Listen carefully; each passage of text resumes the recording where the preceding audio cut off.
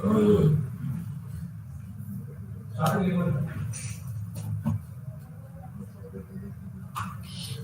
morning, dear learners. Welcome to teaching learning session of retail management. In this session, we'll discuss about the strategic retail planning process. In our previous lecture, we discussed few concepts of the retail, and this in this we'll discuss the strategic retail planning. What is strategic planning? Strategic planning is a process by which an organization foresees its future and develops the necessary procedures and operations to achieve its objectives. What is strategies? It is a process by which an organization foresees its future, and according to it, they develop the procedures and actions so that they can achieve their targets. Right? Steps of the strategic planning process is: the first is determining who are in the planning team. It is very important that who are in the planning team, whether they are experienced, knowledgeable enough, who can foresee the condition, and according to those conditions, can they develop the action plan? What is the planning time scheduled? Next is where and how often will planning team meet? Who will do the research and business analysis? Who will how will information be given to other stakeholder? Is the CEO committed? All these are the steps of strategic planning process. Strategic planning is very important, difficult, and a cumbersome process, because in this you foresee the conditions. Knowledge and experience plays a very important role in foreseeing the conditions. Right? And this we foresee the conditions, and then we make our action plan so that we can achieve our target. There are certain important questions, there are certain important steps which should be followed for this strategic planning process, right? Like who all are in the planning team, how often they will meet, is CEO committed, who will conduct the business research and analysis, right? How information will be given to the other stakeholder, right? In all the organization plans, the only difference is the approach. Before starting, or before starting I should say before starting any new strategic planning, it is very important to identify the earlier planning or the approach which have been used in the organization, and determine how the organization culture may have been affected by that. Is there some is it required to make some changes? So it is very important, before starting a new strategic planning, it is very important to study the past and take lessons from that past, and implement or rectify the problems if there are any, and implement the good decision of the previous strategic plan. Right? There are four possible approaches to planning. Right? The first is reactive approach of planning. This approach is past oriented. There is often desire to return the good old days. People seek to undo the change that has created the present, and they fear the future which they attempt to avoid.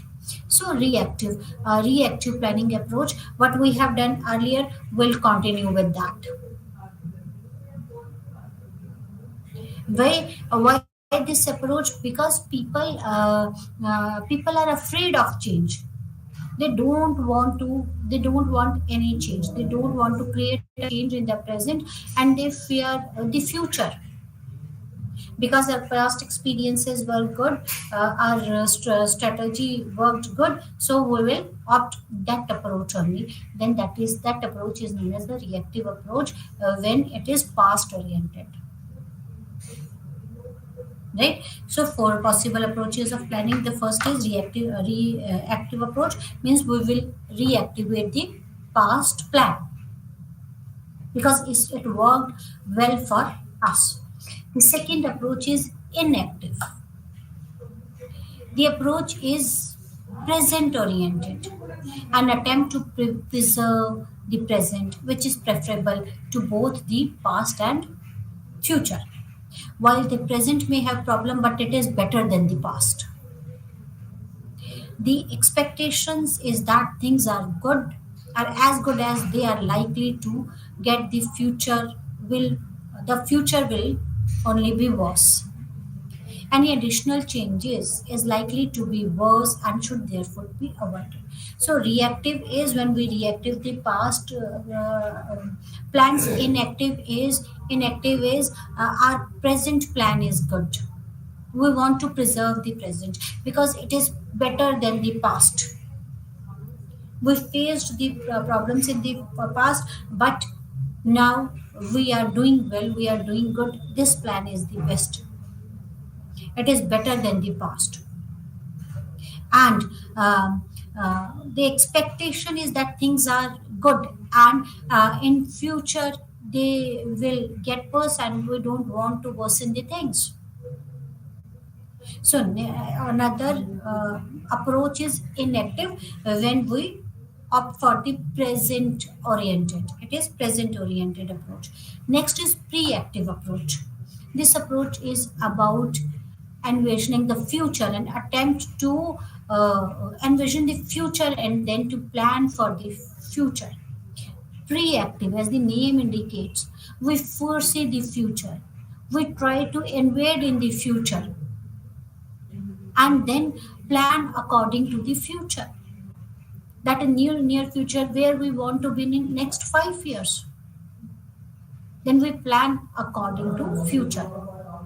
Technological changes is seen as a driving force bringing about the future, which will be better than the present or the past.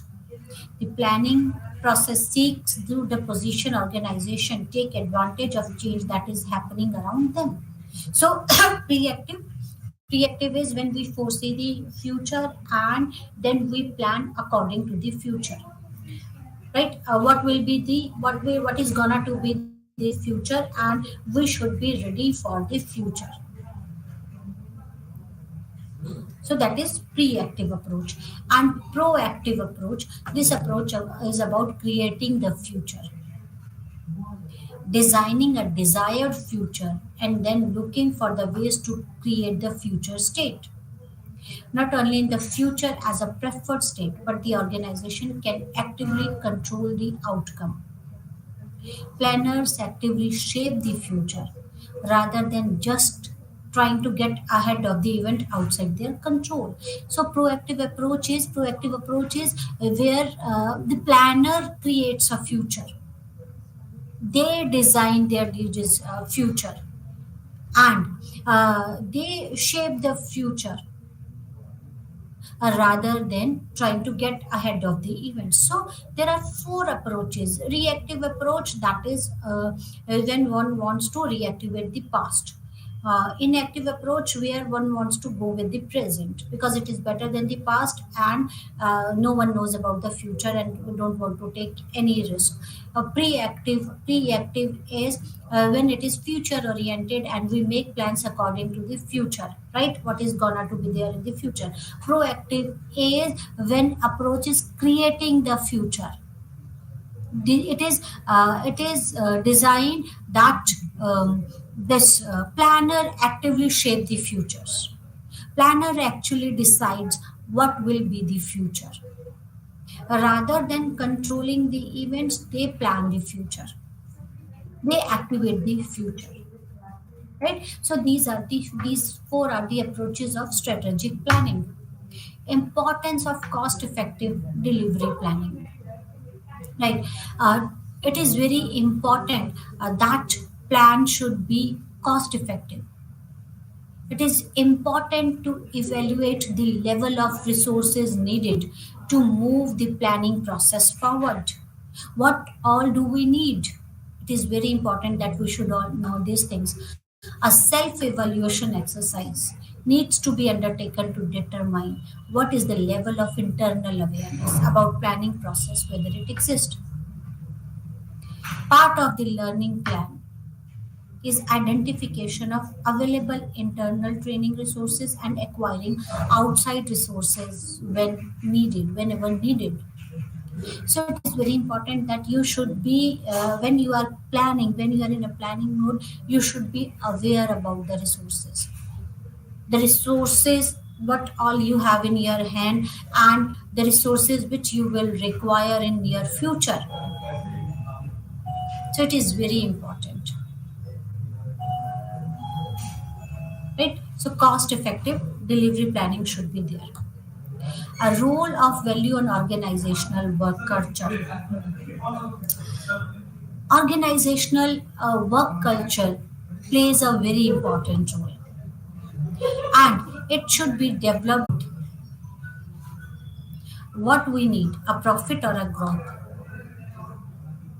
What to what extent the organization aspires to be a value driven one. Importance of being a good corporate citizen or good place to work. How work is done, how conflict is managed, what accounting procedures are in place. So it is very important that you should know the values, the that organizational culture plays a very important role in strategic planning. This In strategic planning, we emphasizes on the work culture. What type of a work culture we want to develop? Because on the basis of work culture, we develop our objectives or we can grow. So it is very important that the values of organization culture should be developed by thinking what is important for us, profit or growth, what we want. If we want a profit, what type of a work culture is required? If we want a growth, what type of work culture is required? To what extent the organization aspires to be value driven? Importance of being good corporate citizen, good place to work, how conflict will be managed, how work is done, what accounting procedures are in place, right? Internal organizational work culture is very important. Is the organization willing to seriously engage itself in strategic planning process, or this organization doing the strategic planning process for the sake of doing it? Do they really want to they really want to change? Do they really want to make the plans? Is the organization ready to confront itself in a performance audit and the gap analysis phase? Are you ready to accept the reality? What are the assumptions about the corporate missions? What are the assumptions about the communicating the strategic plans? All these should be there. There are two models of work culture: the interpersonal interactional model of work culture and risk and feedback model of work culture. Right? So we'll discuss these. That is interpersonal interactional model for the work culture. Power culture. Strong leaders are required to allocate resources. Leaders are firm but fair and generous to the loyal followers. If badly managed, there is a rule of fear, abuse of power, or personal gain and political interests. So, according to this model of work culture, this is known as a power culture.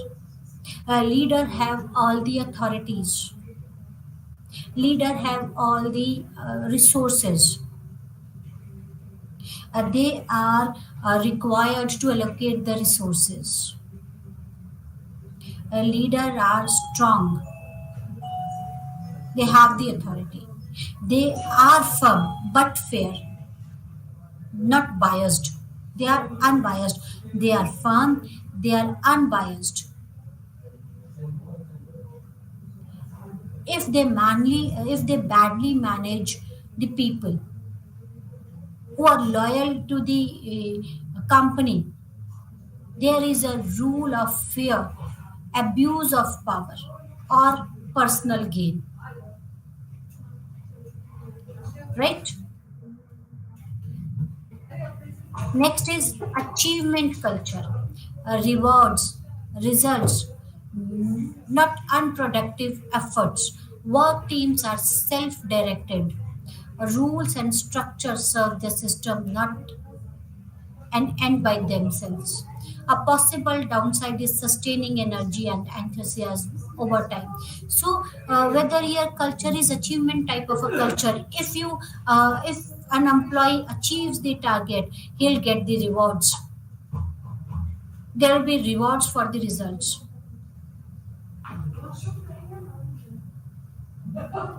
There should be no unproductive efforts. The work teams are self-efficacious, self-directed, means they can work without much supervision.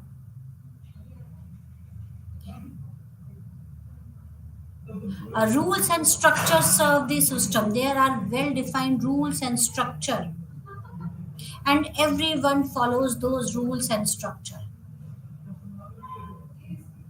This is the achievement culture. Support culture. Employee is valued as individual as well as worker. Employee harmony is important. Weakness is possible. Internal commitment without an external task focus.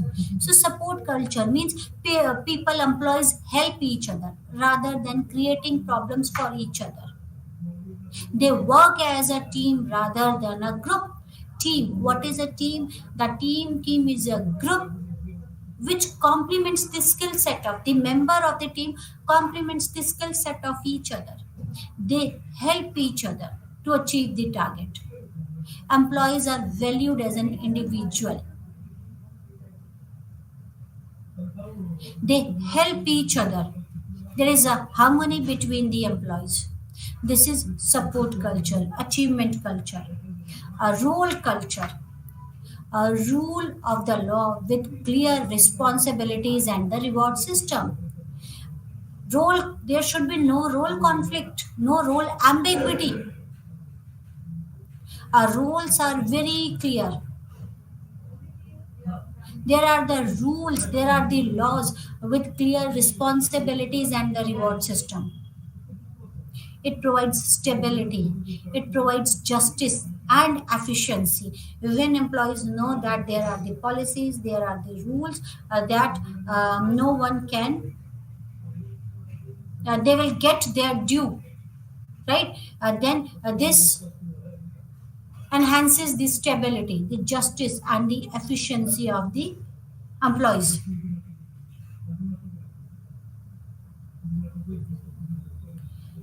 Right? Next model is rise and feedback model of work culture. Right? So this was the interpersonal, interactional model of work culture. Right?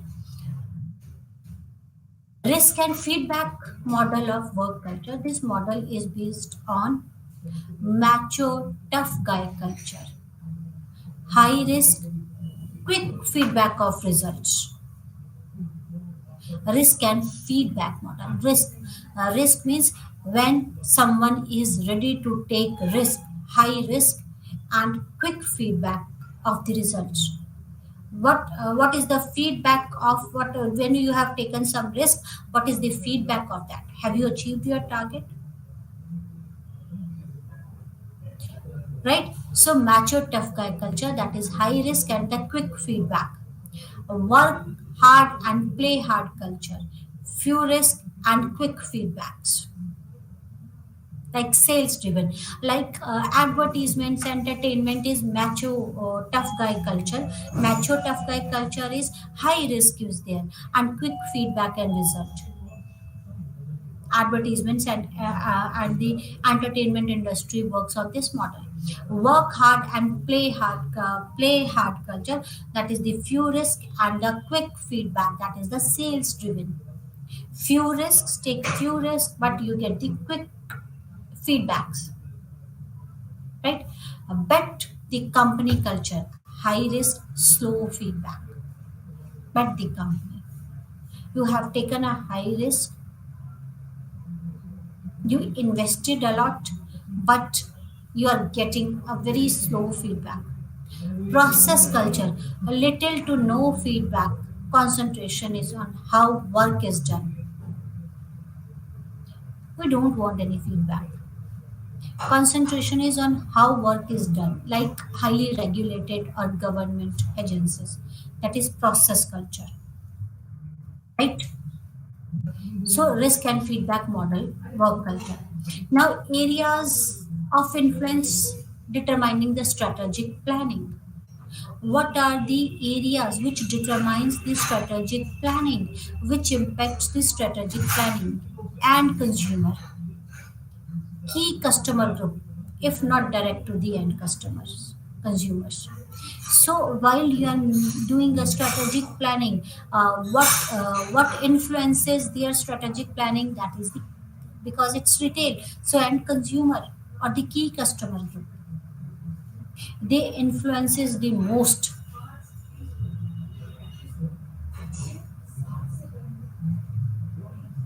So end consumer or key customer group, distributors after consumer, which influences the strategic planning. After consumer comes the distributors.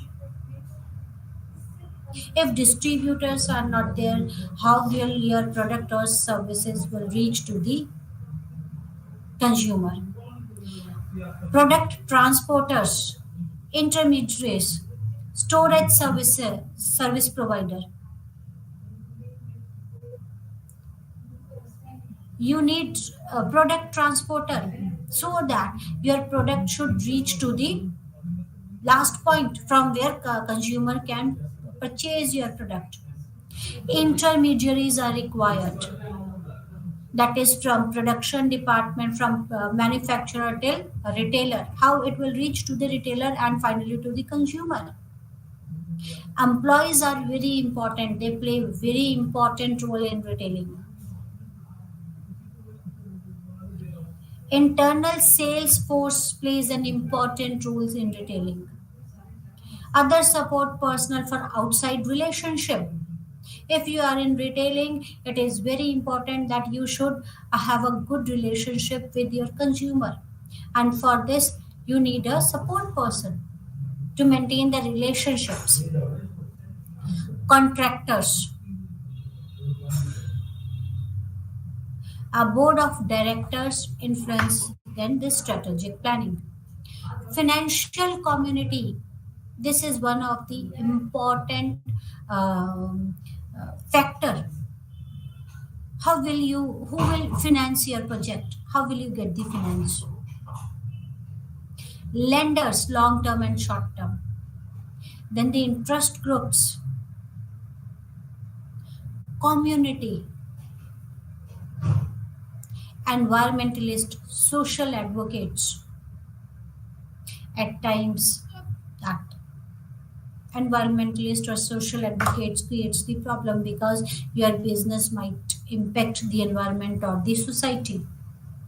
Industry trade groups, while making a planning you should keep in mind about the industry trade groups. Public organizations, government, media and non-profit organizations, right?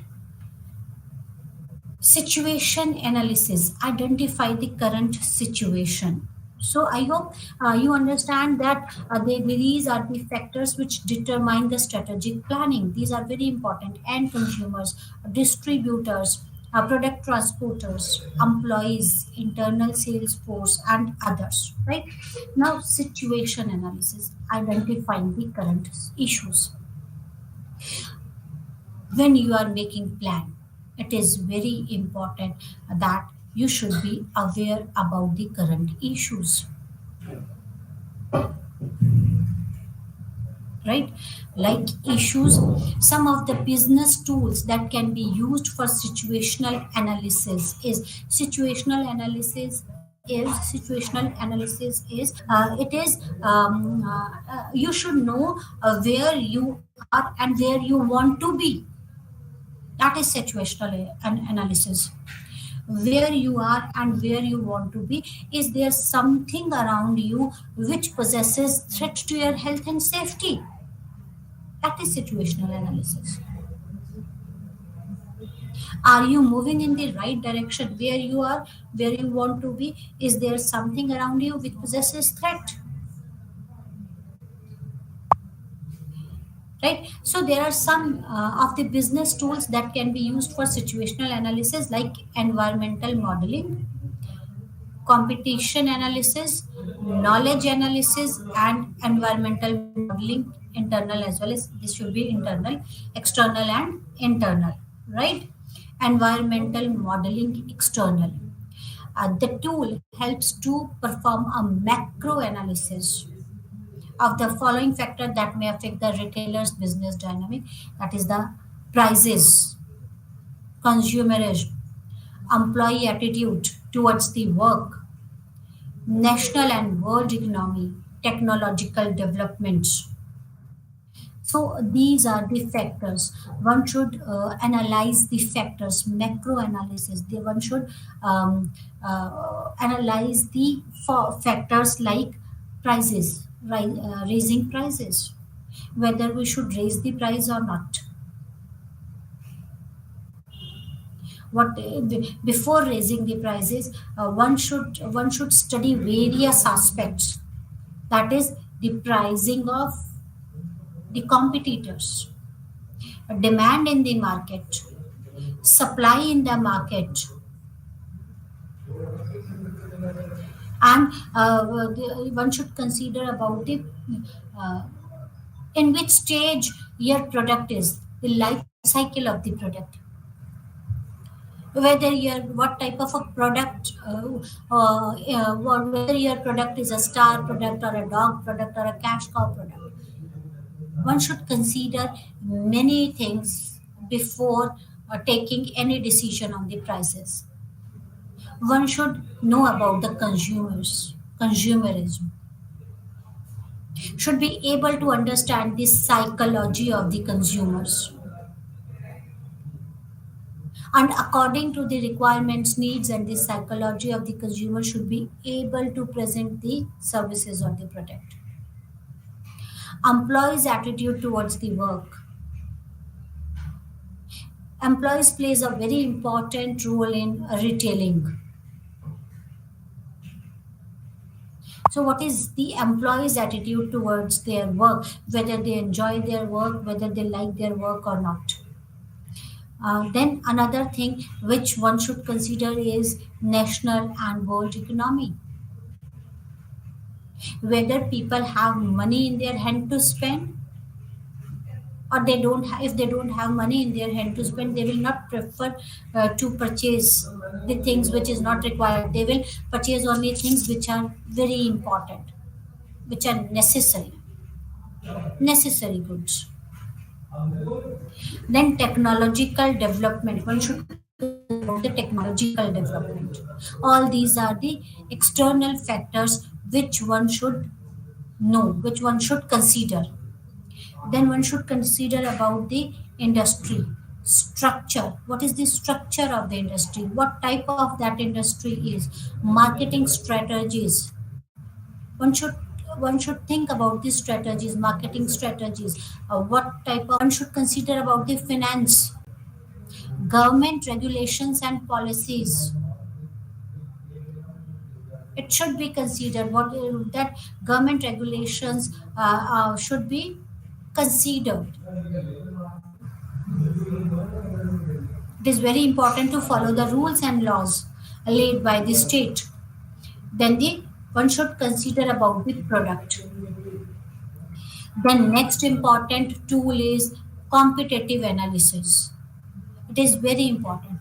If you want to survive in the market, you should know who all are your competitors. Analyze your competitor. Analyze your product with your colleagues. You should know, does anyone provide substitute goods or services to the same market? Who all are your competitors? Is there any substitute goods or services to your goods or services? Do we have an early warning system to detect competitor strategies? We should be aware of the competitor strategies. Is it possible for us to know about the competitor strategies? Can we create a sustainable differentiation through building internal capabilities like cost efficiencies?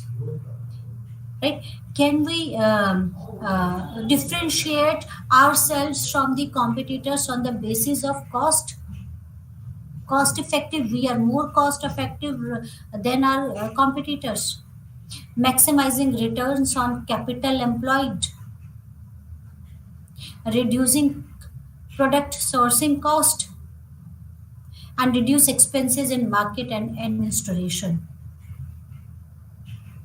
So it is very important that you should have a thorough knowledge about your competitors. Then only you can survive in the market. Right? Then strategy development. We need to formulate a mission statement which should include why do we exist. When we are making a strategy, while we are developing a strategy, it is very important that every business should have a mission statement. Mission statement states why do we exist? What is our motto? What goods and services are we offering? For whom? That is the market segment are we catering to? For whom? That means we should know our consumers. We should know about our market segments. We want to cater. How do we achieve the market strategy?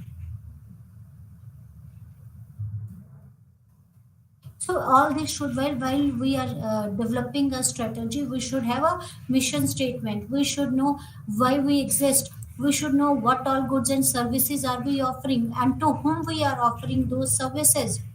Right? How do we achieve our market strategy? What are the present and future possibilities? We should be aware of all these things. What are our distinctive competencies or critical success factors? It is very important that one should be aware of present and the future possibilities, and then accordingly one should opt these strategies, what is required in at present, and what will be required in the future. One should be able to foresee the conditions, and accordingly one should opt the approach, reactive, proactive, or inactive approach. And retail, this is very important. What are our distinctive competencies? How we are different from others? Why someone should purchase from us? Why they should purchase our products or goods? What are our critical success factors? What are the factors which makes us different from others, which contributes in our success? It could be price, it could be your quality of the product or the services, or it could be any. What is our USP? Right? So, how we are distinct, how we are different from others.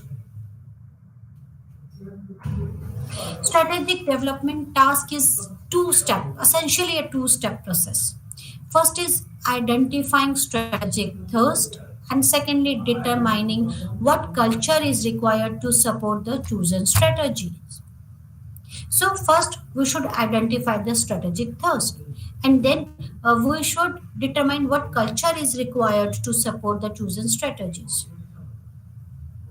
The basic strategies will fall into three, one of the three focuses: operational excellence, right? So basic strategies fall into one of the three focuses, that is operational excellence, that is low price efficient customer services. We are good in operations, we provide the product at low prices, our customer services are very good, very efficient, we provide efficient customer services. Buy our product, we are offering the same product at low prices, and our customer services are very efficient. So it is operational excellence. So what is our focus, what is the basic on which thing we are focusing while we are making these strategies, whether it's an operational excellence or on the product leadership, product excellence and innovation, that our product is much better than any other's product or our competitors product, and we always innovate the product. It could be on the basis of operational excellence, that we are providing a product at the low price with efficient customer services, or the product leadership, that we are the leader in that product. Our product is innovative, different from other, and is excellent. No one can compete with us.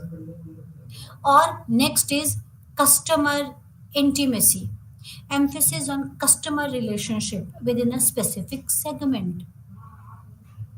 Our strategy is to maintain our relationship with our customers. So the we that we focus on one of the three things, that is whether we want an operational excellence, whether we want to be a product leader, or we can focus on the customer intimacy. While we are making a plan, it is very important that we should choose one. Our focus is based on any one of these, that is operational excellence, product excellence or product leadership, and customer intimacy, right? A deliberate strategy. This strategy starts with analysis of company's current mission and strategies. What is deliberate strategy? Process starts with analysis of company's current mission and strategies. What is our current mission? What is our current strategies? And the most popular tool used in this process is SWOT analysis or the SWOT model. SWOT stand for strength, weakness, opportunities, and threat model. Deliberate strategy, we are deliberating the things. That is, first of all, we should know the company's current mission, what is the company's current objective, current mission, and what are the current strategies.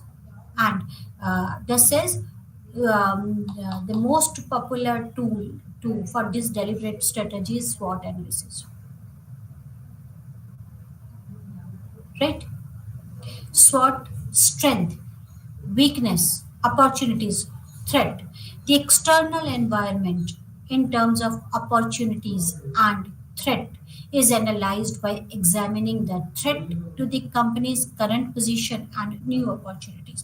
See, SWOT is internal. This is study of internal as well as the external environment. External, if we go to the external environment, then opportunities and threats are the external environment.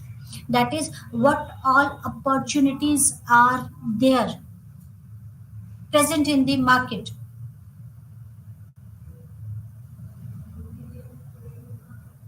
and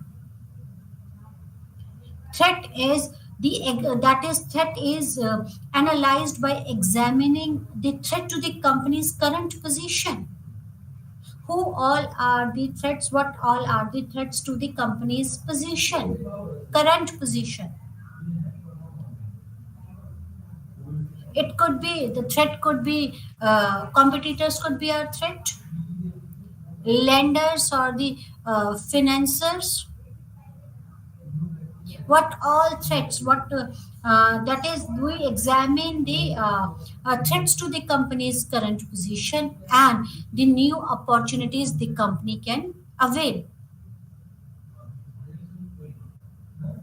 If you can analyze your threats and opportunities, that is done in the external environment, right? Then analysis proceeds by examining the company's internal environment in terms of its strength and weaknesses. See, there are threats, we identified the threats, we identified the opportunities. Now it is very important that we should identify the strength and weaknesses of the company, internal, of the internal environment. If we know our strengths, then we can analyze whether we can avail those opportunities or we can fight with those threats. We should be aware about of our weaknesses so that we can rectify those weaknesses, right? So in this SWOT and in deliberate strategies, we do the SWOT analysis, we study the external environment as well as the internal environment.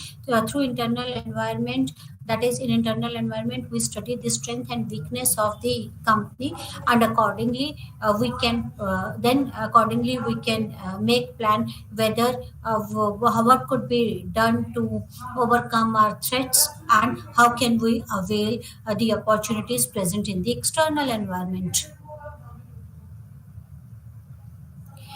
After studying, after analyzing the weaknesses, threat, strength, weaknesses, threats and opportunities, the next step is to develop the functional strategies that supports the overall business level,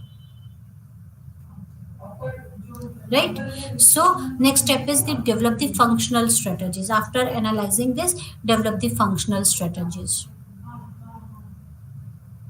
It supports the overall business level. The control system, finally, a control system is designed to ensure that the operational decisions are made consistent within the business and functional strategies, right? So, deliberate strategies, we do the SWOT analysis, and after analyzing our strength, weaknesses, opportunities, and threat, we develop the functional strategies, right? And that supports functional strategies. Why we develop the functional strategies? To support the overall business level, right? And then the control system is designed to ensure that the operational decisions are made consistent with the business and the functional strategies. A control system is even required.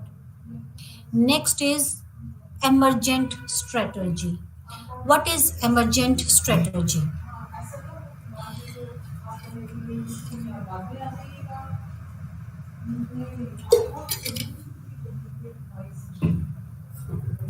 Emergent strategy. Emergent strategies are the results of incremental incremental decision making that achieves some degree of consistency over a time and launches the organization towards a direction. When decisions are taken or problems are solved, they have potential strategic impact. See, emergent strategies are what? These are the results of incremental decision making. When we take the decision and when we achieve some degree of consistency over a time, we have taken a decision, implemented that decision, and then we see whether that there's some degree of consistency has been achieved or not, and this launch the organization towards a direction. Then we start moving in a direction. When decisions are taken or problems are solved, they have a potential strategic impact. We identified the problems. We have taken the we have taken decision how to solve that problem and started moving in a particular direction. We implemented our decisions, and then we see over a time that over a period of time, our decisions has launched the organization towards a direction that we are getting the results. right? And when decisions or problems are solved, then they have a potential strategic impact. That is emergent strategies. The execution of strategy happens across the corporate level, business level, and the functional level. So we make these strategies at the corporate level.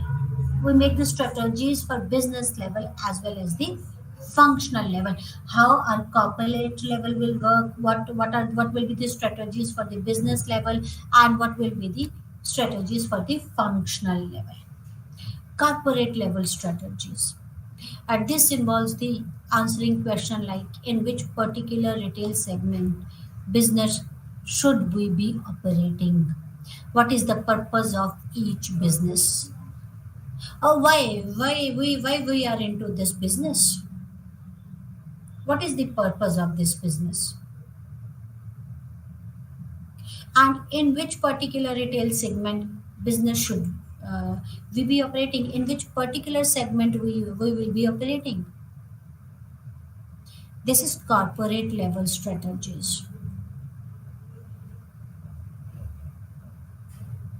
The some strategies that can be considered by the corporate level team is integration. Integration is first, that is forward integration, gaining ownership or control over distributor or retailers. At corporate strategies, there should be an integration that is gaining forward integration, that is gaining ownership or control over distributor and the retailer. Next is backward integration, seeking ownership or control of supplier. Horizontal integration, seeking ownership or control over competitors. So all these we do at the corporate level. That is, we look for the forward integration when we gain the ownership with the control of the distributor, or backward integration, seeking ownership or control of suppliers. Right, this is forward is gaining ownership or control over distributor or the retailer, and backward is when we seek the ownership or the control of the suppliers. And horizontal integration at the same level when we seek our ownership or control over competitors. This is integration. How to integrate? Diversification. Diversification is another thing, that is concentric, adding new or related product lines. Whether we should add a new product line or a related product line, this decision has been taken at the corporate level. Then conglomerates, adding new but unrelated product line. Whether we want to pursue the same product line or whether we want to diversify our product line, that decision has been taken at the corporate level. Joint venture, two or more sponsoring firm forming a separate organization for cooperative purposes. Joint venture, that when two or more firms are joining together to for the sake of cooperation. Right? Market penetration, seeking increased market share for present products through enhanced marketing efforts. Whether in which market we want to penetrate, whether we want to whether that is when we want to increase the market share for our present product. Market penetration, our product is there and we want to increase our market share through enhanced marketing efforts. Marketing development, that is introducing present product in the new market. Right, whether we want to capture the new market. Product development, seeking increased sales by improving the present product, because every product has a life cycle, and it is very important that product there should be innovation in the product, then only you can be in the market. So to increase the sales, it is very important that there should be improvement in the product. Retrenchment, even it is important. At times we have to retrench our product from the market, or regrouping business through cost and asset reduction to reserve declining sales and profits. Like if product is not moving in the market, right? Then at times it is important when the product has become a dog product, then it is important that that product should be retrenched from the market. Whether we should retrench that product in the market, retrench that product from the market, or whether we should continue with that product. Now all these decision has been taken, or all these things has been done at the corporate level.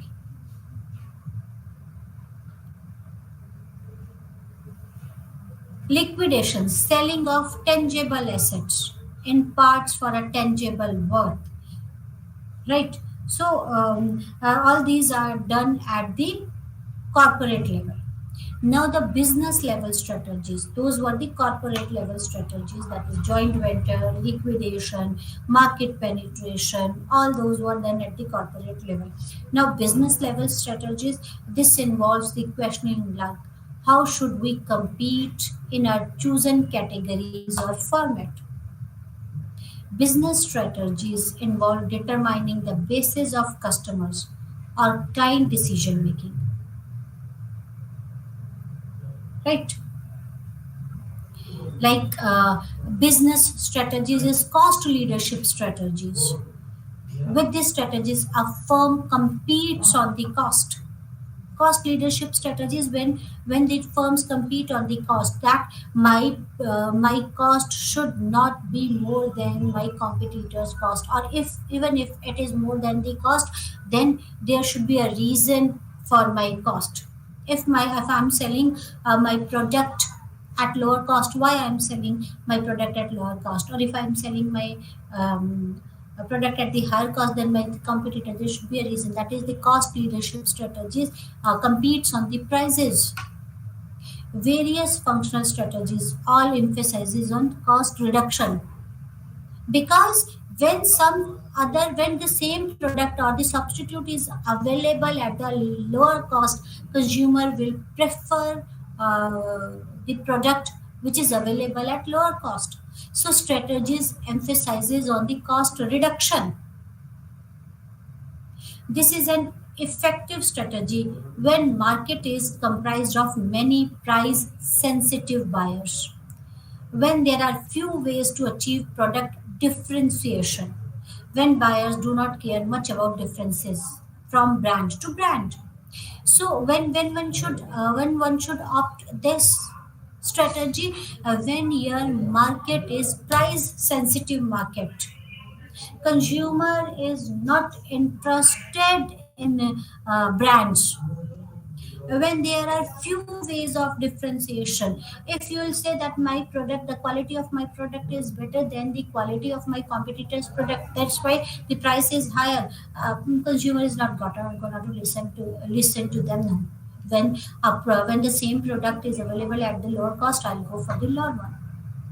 When it is difficult in the market to differentiate, when the buyers do not much care about the differences from the brands, or when consumer is price sensitive. There are some potential risks of pursuing these strategies. That is, one is your competitor can imitate this strategy. Even they can decrease the strides, and thus driving overall industry profit down. Technological breakthrough in the industry by other firms or buyer interested may swing other differentiating features besides price. So there are certain features like your basic problem is your competitor can imitate your strategies. Then differentiation strategies. Differentiation strategies rely on the basis of product differentiation, such as flexibility, specific features, service, time and availability, low maintenance, etc. Now, how your product or service is different, differentiation strategies, when you differentiate your product or services from other on the basis of various factors. These factors could be quality, right? It could be specific features which you are providing in your product, or the services which you are providing, the time and the availability of the product. Your product could need a low maintenance. Your product could be a low maintenance product. Product development and market research are generally necessary component of different strategy. It is very important if you are developing this strategy, and it is very important that you should research the market. Research the market means you should be aware what is there in the market and what actually the consumer wants.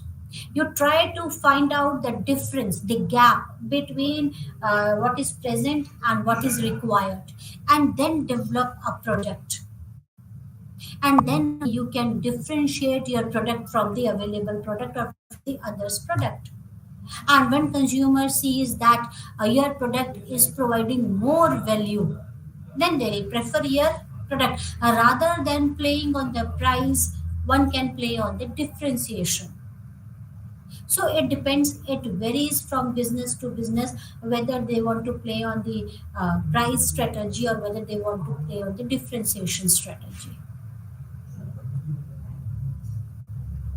Then focus on niche strategies. A successful focus strategy depends upon the industry segment that is of sufficient size, has good growth potential, and not crucial to success of other major competitors. Focus on niche strategy means a successful focus strategy depends on the industry segment that is of sufficient size, has good potential, and not crucial to success of other major competitor. It is most effective when consumers have distinctive preferences or requirements, and when rivals are not attempting to specialize in the same target segment. Means you are focusing on a particular segment where there is a different requirement of the consumer, where there is they have different preferences, and your competitor is not catering to that particular segment.